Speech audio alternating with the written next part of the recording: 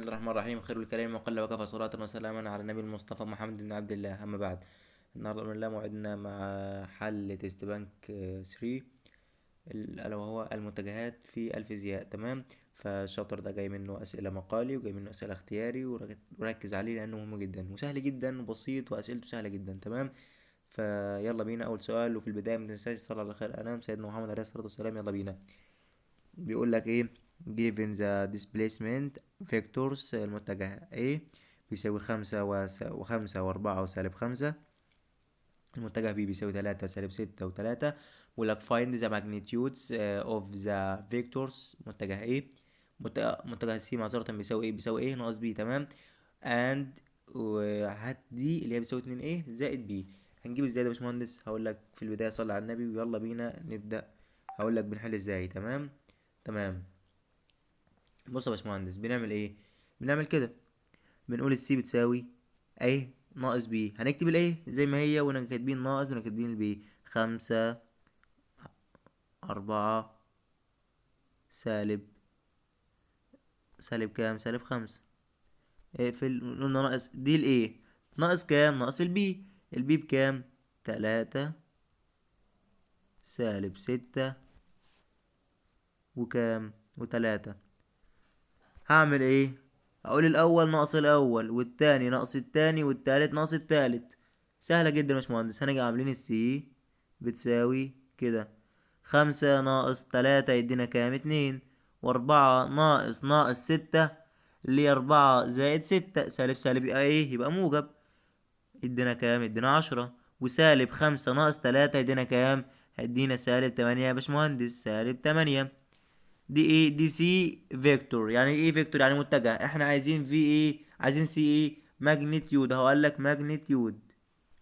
يعني ايه ماجنتيود؟ يعني مقدارا فقط وليس مقدار وليست متجها. تمام. بنعملها ازاي دي؟ بنكتب السي جوه قوسين كده اللي هو اسمهم المقياس او المقدار بتاعها بيساوي كام؟ الجذر التربيعي لمجموع المربعات. يعني ايه مجموع المربعات؟ يعني الاول تربيع زائد التاني تربيع زائد التالت تربيع يا باشمهندس.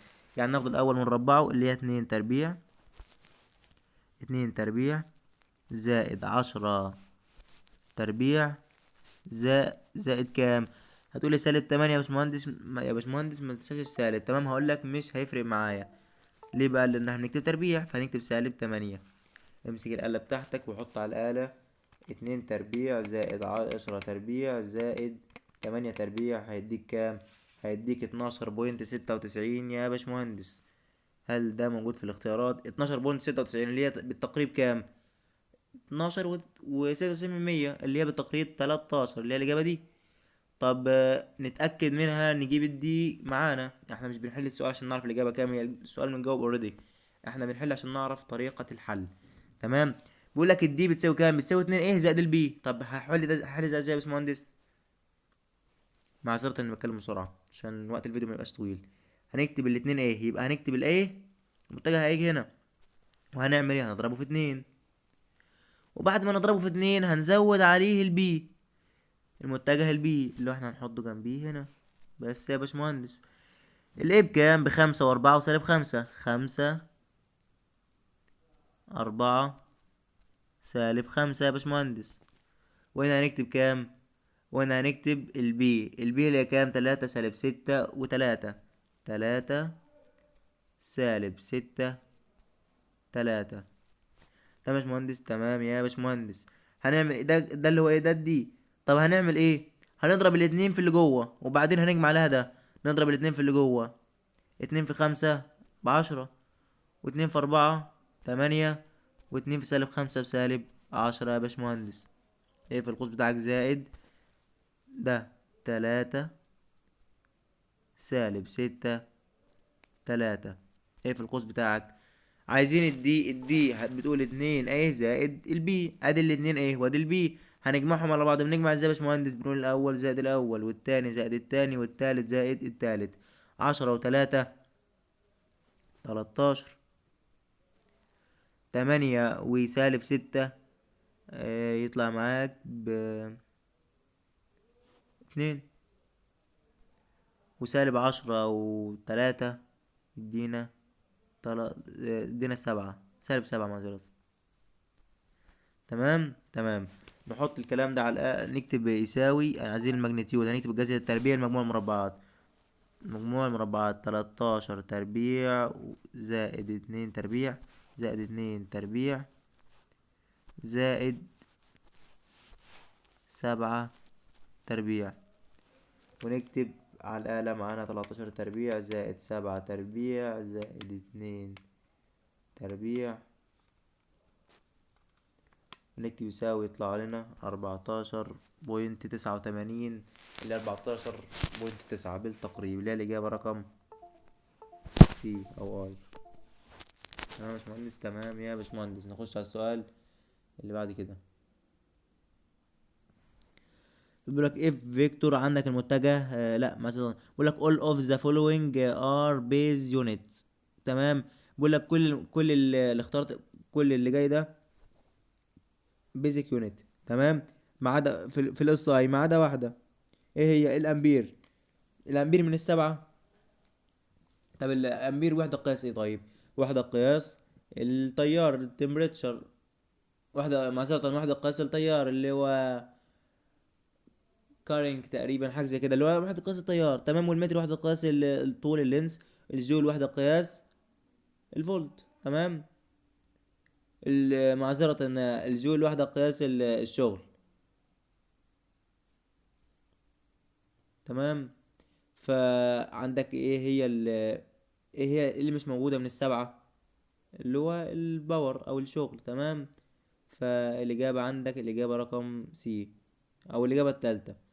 فالامبير معانا اللي هو وحدة قياس التيار، والمتر معانا وحدة قياس الطول، والجول معانا مش معانا من السبعة. تمام. نخش على سؤال رقم 3، ده سؤال دايركت يعني. سؤال رقم 2 ده بيقول لك الفيكتور ايه معانا -3 ومعانا -4، اند فيكتور بي معانا ب3 وسالب 8.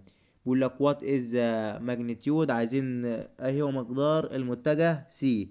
طب سي ده بيساوي ايه؟ سي بيساوي ايه ناقص بي. بيقول لك find the resultant vector in unit vector notation c the direction of c. يعني ايه الكلام اللي قاله لك في الاخر؟ بيقول لك اوجد المتجه الناتج في صورة متجه الوحدة. هات المتجه وبعد كده الدنيا سهلة. يعني هنقول لك الاي بيساوي كام؟ بيقول لك السي بتساوي اي ناقص بي. السي بتساوي اي ناقص بي، هنكتب الاي هنا -3 ترص يا عم طوب، -3 وكام وسالب 4. البي نكتبها وراها على طول. بيقول لك ناقص ولا زائد؟ ناقص، نكتب ناقص. البي بكام؟ ب3 و8. اكتب يا باشمهندس. يبقى السي بتساوي، السي متجه بتساوي كام؟ -3 ناقص 3 ادينا -6 يا باشمهندس. -4 ناقص 8 ادينا كام؟ -12 يا باشمهندس، -12.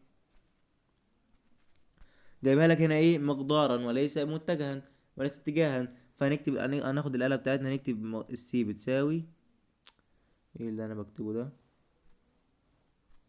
السي بتساوي جذر التربيع لمجموع المربعات، اللي هي كام؟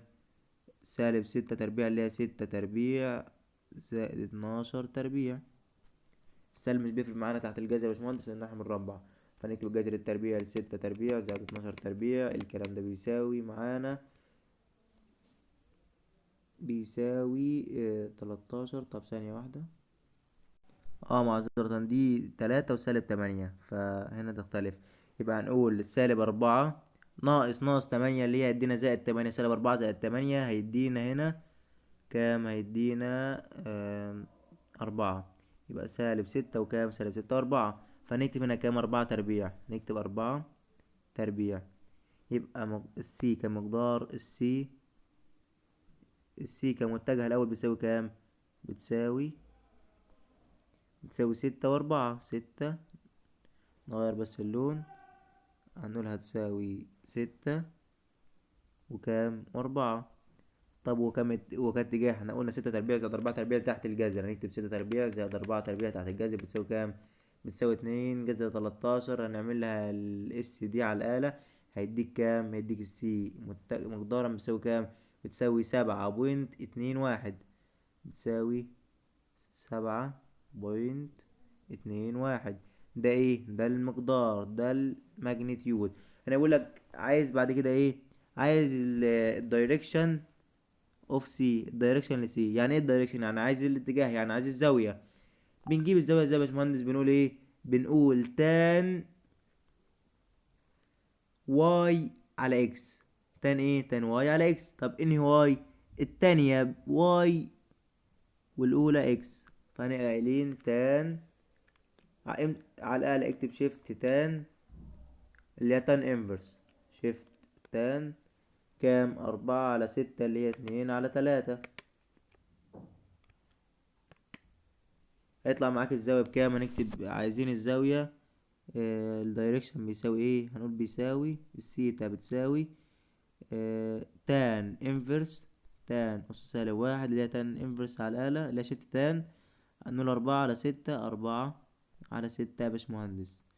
هيطلع لك بكام؟ هتطلع لك ب33.69.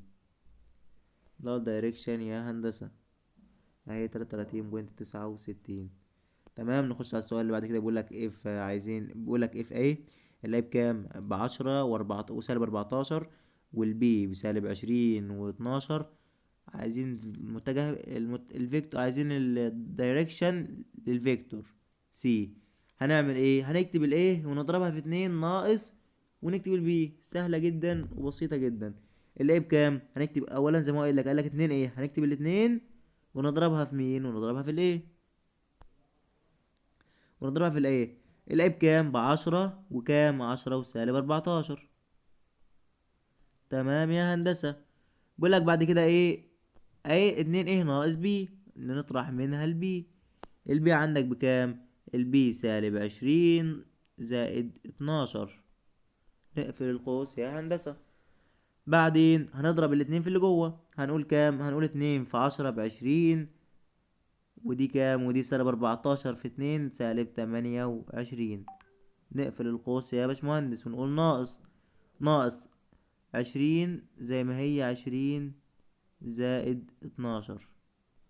وبعدين يا هندسة بنعمل ايه؟ بنكتب سي بتساوي يا باشمهندس ونجمع 20 ناقص 20 بكام؟ صفر. ثانية واحدة عشان ما ننساش الإشارة تاني. اهي دي سالب. يبقى 20 ناقص 20 اللي هي بكام؟ اللي هي بموجب. 20 ناقص 20 اللي هي 20 زائد 20 يدينا كام؟ يدينا 40 يا باشمهندس. ودي هنقول سالب 28 ناقص 12 هيدينا سالب 40 يا هندسة. هنا ما طلبش منك الماجنيتيود، فمش هنكتب الجذر التربيعي زائد مجموع. مش هنكتب سي بتساوي جذر مجموع مربعات الحاجات دي. هو قال لك عايز ايه؟ عايز الدايركشن. فاحنا قلنا الدايركشن بنجيبه ازاي يا باشمهندس؟ بنقول تان انفرس لواي على اكس. فين واي؟ اهي واي. وفين اكس؟ اهي اكس. فهنكتب الدايركشن اللي هي سيتا بتساوي تان انفرس اللي هي تان أس -1 سالب 40/40 اللي هي كام؟ اللي هي -1. على الآلة بتاعتك هنكتب شيفت تان -1 بتساوي كام؟ بتساوي -45 يا هندسة، اللي هي الإجابة عندك رقم اتش. تمام يا هندسة. نخش على سؤال 5 يا باشمهندسين. تمام. بيقول لك if vector B is added to vector A. بيقول لك يعني لو ضفنا، إذا أضيف المتجه B إلى المتجه A. تمام. the result is 5i زائد j. if b is subtract from a, the result is -3i زائد 5g. what is the magnitude of a؟ يعني ايه الكلام ده؟ بيقول لك لو ضفنا المتجه b الى المتجه a تكون النتيجة 5i زائد g. يعني ايه الكلام ده؟ بيقول لك يعني لو قلنا a ثانية a زائد b، بيقول لك اذا اضيف المتجه B الى المتجه A تكون النتيجة كام؟ هيدينا كام؟ هنقول هيساوي 5i زائد j. يعني نقول 5 و1. تمام يا باشمهندس. وبعدين بيقول لك ايه؟ واذا طرح B من A، يعني لو قلنا B، لو شلنا B من A يعني A ناقص B تكون النتيجة عندنا اهي لو قلنا ايه، لو قلنا A ناقص B، A ناقص B، بقول لك بيساوي كام؟ بنقول بيساوي سالب 3 اي و5 جي. هنقول هيساوي سالب 3 و5، سالب 3 و5. طب احل السؤال ده ازاي؟ بيقول لك هو عايز ايه في السؤال؟ بيقول لك عايز الايه، عايز الايه. هعمل ايه؟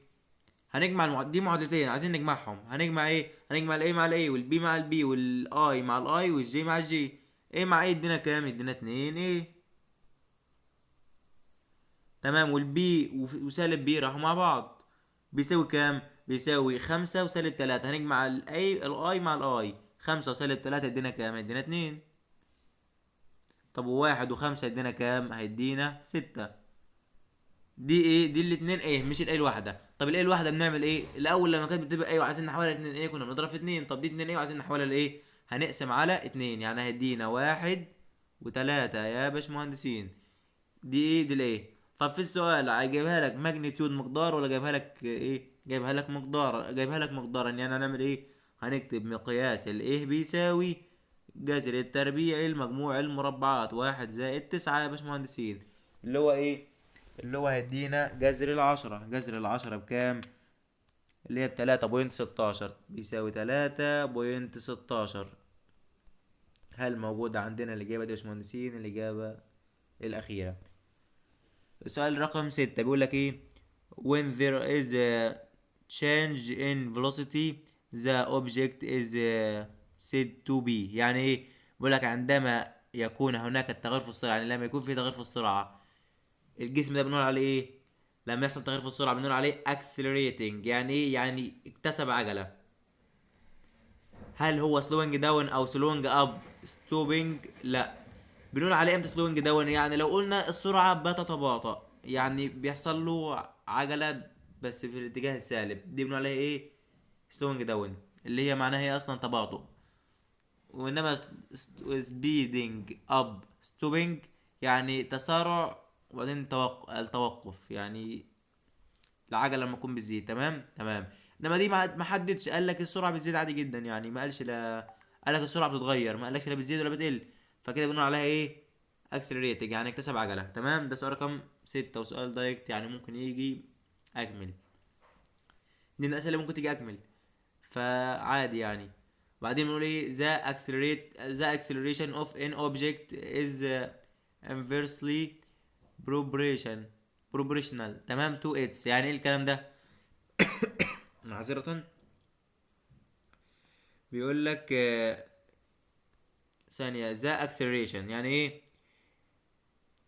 يعني العجلة of an object، يعني او التسارع، تسارع الجسم يتناسب، او العجلة تتناسب ايه؟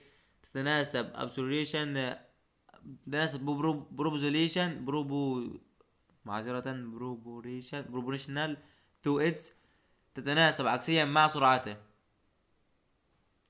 مع الوايت اللي هو الوزن، ولا الماس الكتلة، ولا الفوليوم. العجلة بتساوي ايه؟ مثلا هنقول القوة تساوي ايه في ام. طب لو انا عايز العجلة في طرف لوحديها هيبقى الايه بتساوي اف على ام. انا بتناسب طردي مع البسط، وعكسي مع المقام.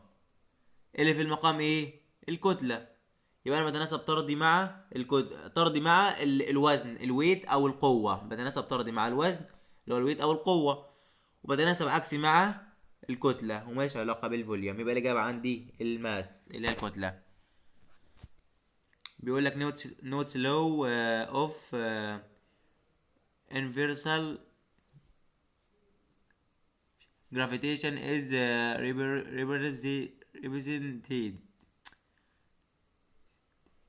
represented by what is the dimension. عايزين الدايمنشن بتاع جي. طب القانون كان بيقول ايه؟ اف بتساوي جي ام. تمام. معذرة.